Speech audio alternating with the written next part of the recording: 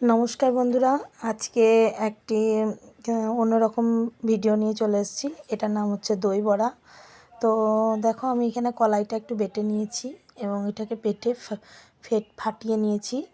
তো গ্রাইন্ডারের মধ্যে অনেকটা কলাই বাটা লেগেছিল। বাচ্চারা বলছিল যে একটু খাওয়ানোর জন্য। তো আমি তো এটা দীপাবলিতে করে থাকি, আর এদিকে পকোড়াও ভাজছিলাম। তো দীপাবলিতে করে থাকি, এই কারণে করতে পারিনি। মেয়ের এক্সাম শেষ হয়নি, ছেলের এক্সাম শেষ হয়নি, তাই এখন হোলিতেও করতে পারিনি। তাই হোলির পরের দিন, মেয়ের এক্সাম শেষের পরের দিন আমি করলাম আর কি এটা। তো আমার বাড়িতে একজন ছিলেন, উনি আমাকে দিয়েছিলেন, ভাবছিলাম ওনাকেও একটু দেওয়া হয়ে যাবে। তার জন্য এই যে দই বড়াগুলো ভেজে নিচ্ছিলাম। এখানে বড়াগুলো না একদিন রাত্রে বা ভিজিয়ে রেখে ওটাকে বেশি ফোলে আর কিছুই লাগে না, একটু সুন্দরভাবে ফাটিয়ে নিলে না তোমার দই বড়াগুলো খুব সুন্দর ফুলে যায়। আর এখানে আমার দই বড়াগুলোর সাথে আমি একটু সুজিও দিয়েছিলাম। তো এত মুচমুচে হয়েছিল, খুব সুন্দর মুচমুচে হয়েছিল, আর খেতেও ভীষণ টেস্ট হয়েছিল। তো নিচের ওই আমাকে যেহেতু দিয়েছিলেন, তো ওনাকেও একটু দিয়ে দিলাম, যে খালি থালা তো দিতে ভালো লাগে না।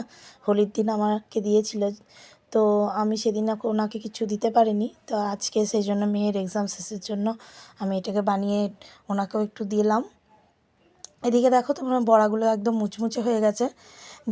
একদিন ভিজানোর থেকে না, এটাকে যদি 2 দিন ভিজিয়ে রাখা হয় আরও মুচমুচে হয়ে যায় ব্যাপারটা।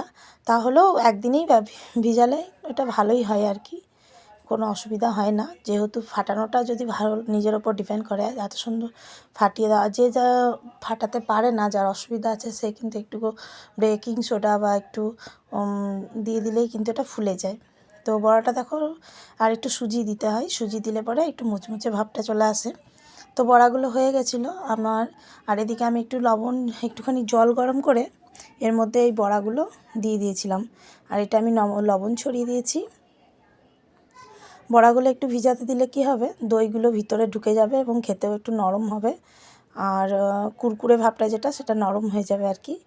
তো ওই জন্য আমি এগুলো জলের মধ্যে ছেড়ে দিচ্ছিলাম। এই জিনিসটা আমি উড়িষ্যাতে শিখেছি, যখন আমি উড়িষ্যাতে ট্রান্সফার ছিলাম।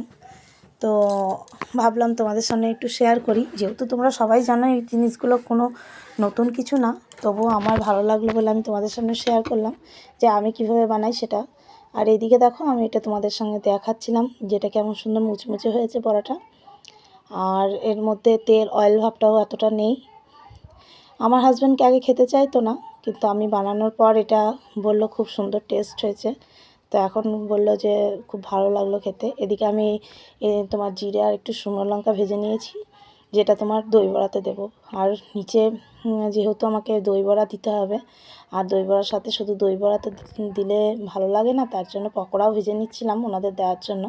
যেহেতু ওনারা ননভেজ, তো সরি ভেজ, ননভেজ নয় ভেজ, সেহেতু আমাকে ভেজ আইটেমই করতে হয়েছিল। তো এই তো দই বড়া আর পকোড়া বানিয়েছিলাম তো ওনাদেরকে দেওয়ার জন্য।